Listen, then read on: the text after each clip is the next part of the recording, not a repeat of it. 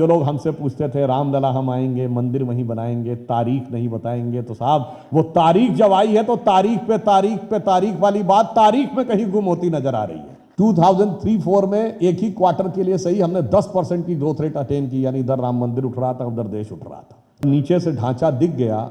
यह राम मंदिर निर्माण का दूसरा सबसे बड़ा परिवर्तन था 92 के बाद। 92 में सिर्फ ढांचा ही नहीं गिरा था, विवादित ढांचा, भारत की अर्थव्यवस्था का ढांचा न्यूरोवियन मॉडल भी चला गया था और एक नई अर्थव्यवस्था ने आकार लिया था और मंदिर के भी नए स्वरूप ने आकार लिया।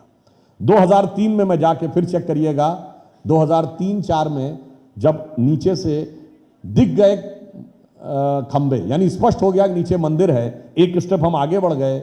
ये वो ईयर है जब भारत का फॉरेन एक्सचेंज रिजर्व 100 बिलियन पहुंचा। 91 में कितना था? Less than 1 billion. अब टच किया 100 बिलियन। 2003-4 में हम करंट अकाउंट सरप्लस कंट्री एक साल के लिए बने, जाके चेक कर लीजिएगा। 2003-4 में एक ही क्वार्टर के लिए सही हमने 10% की ग्रोथ रेट अटेन की, यानी इधर राम मंदिर उठ रहा था, उधर देश उठ रहा था। अब आप आइए 2019 में जब जजमेंट आया और 5 अगस्त 2020 को जब प्रधानमंत्री जी ने उसका शिलान्यास किया तो हमारा फॉरेन एक्सचेंज रिजर्व 500 बिलियन पहुंचा। अब जब ढांचा समाप्त हुआ, सब कुछ हुआ, मंदिर का भव्य निर्माण होने जा रहा है तो फॉरेन एक्सचेंज रिजर्व 620 बिलियन है। हम 5th लार्जेस्ट इकोनॉमी है, 4th बिगेस्ट स्टॉक एक्सचेंज है, 3rd बिगेस्ट ऑटोमोबाइल मैन्युफैक्चरर है और 2nd बिगेस्ट मोबाइल हैंडसेट के मैन्युफैक्चरर हैं। इंफ्रास्ट्रक्चर में हमारा इन्वेस्टमेंट नंबर 1 है वर्ल्ड में, अमेरिका से ज्यादा है। और तो और चांद के अछूते कोने साउथ पोल को छूने वाले पहले देश हैं। और भारत की संसद ने नारी शक्ति वंदन अधिनियम पारित करके महिलाओं का लोकसभा और विधानसभा में प्रतिनिधित्व का मार्ग भी प्रशस्त कर दिया है। यानी अगर तुलसी बाबा ने कहा था सिया राम मैं सब जग जानी, करहूं प्रणाम जोर जुग पानी, तो सब जगह सिया राम को बराबर स्थान देने की व्यवस्था भी भगवान ने कर दी है।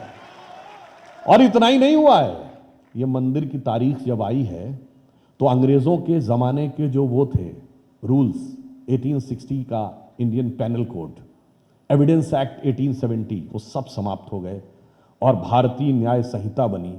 और अब जैसा गृह मंत्री अमित शाह जी ने अपने इंटरव्यू में कहा है, अगले 5 से 10 साल में बैकलॉग खत्म होगा, उसके बाद कोई भी आपराधिक मामला होगा 3 साल के अंदर निर्णय मिल ही जाएगा।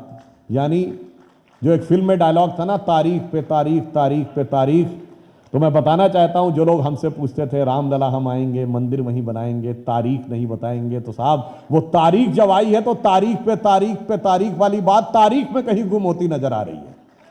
यानी हमारा जो लीगल रिफॉर्म्स भी हुआ है और इसके बाद अगर आप देखें तो हम उस स्थिति में पहुंचे कि G20 में हम हाईएस्ट ग्रोथ रेट के साथ 7.8% के साथ वर्ल्ड में टॉप कर रहे हैं।